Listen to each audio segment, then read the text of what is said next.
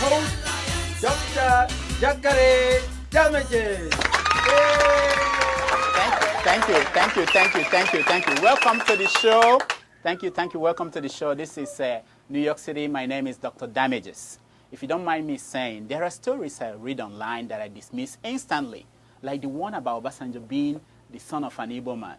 I say, Tufiakwa. Then yesterday, I saw billions of naira worth of checks that Obasanjo got selling eggs to the governor of Delta State, Dr. Emmanuel Oduara. I don't believe this. I have since joined those calling for DNA test on Obasanjo.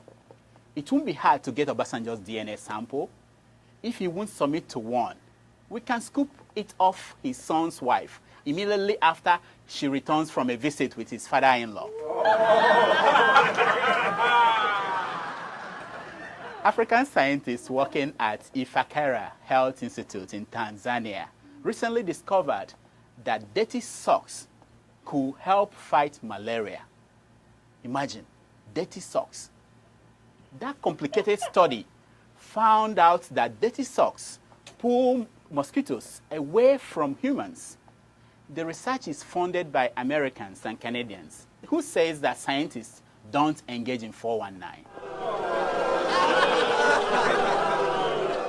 The former governor of Kwara State, Dr. Bukola Saraki, still lives at the government house 3 months after he left office. Some misguided citizens of Kwara State are beginning to complain. When contacted, Dr. Saraki said, Kwara State is the personal property of my family, and if I hear any more complaints from any of them, I'm going to do to Kwara State what I did to the bank my family used to own. Russia is to build a nuclear power plant for Nigeria. Are you serious? Oh, yeah. And for good reasons. Nigerians are alarmed. They are worried about the project. I want to assure Nigerians that there's no cause to be worried. You see, the contract states that before the project starts, the Abeokuta Steel Company must first produce sheet metal. And of course, that wouldn't happen until the Indians are able to translate into Russian the instructions the French left in Gallic language. In a fight over who is the greatest Nigerian hip-hop star, the Badge paid Snoop Dogg to play his cousin in a music video. Not to be outdone, Two-Face struck a deal with Tupac to play his cousin in a music video. The only problem is that Tupac cannot appear in a music video until 2020, or else he will violate his probation. Unlike many of you, despite EFCC's gara-gara, I don't believe that the former Speaker of the House of Representatives, Mr. Demiji Bankole, was in serious trouble until his girlfriend, the actress Ini Edo, came out to say that she's tired of doing the same job. I tell you, when it rains, it pours. Now, Bankole also goes home to sleep without getting some. The Nigerian police force is going to change its uniform. For real? Yeah. Did I hear you say again? Well, what do you expect? The armed robbers are wearing the same uniform as the police.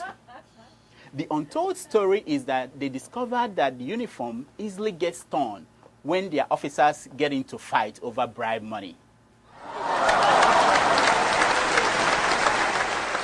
Since kidnappers decided not to show respect for those who have earned the title, our daddy in the Lord, men who presidents kneel down in front of, the general overseer of the Redeemed Christian Church, Pastor Enoch Adeboye, now travels around with fierce-looking bodyguards armed with submachine guns.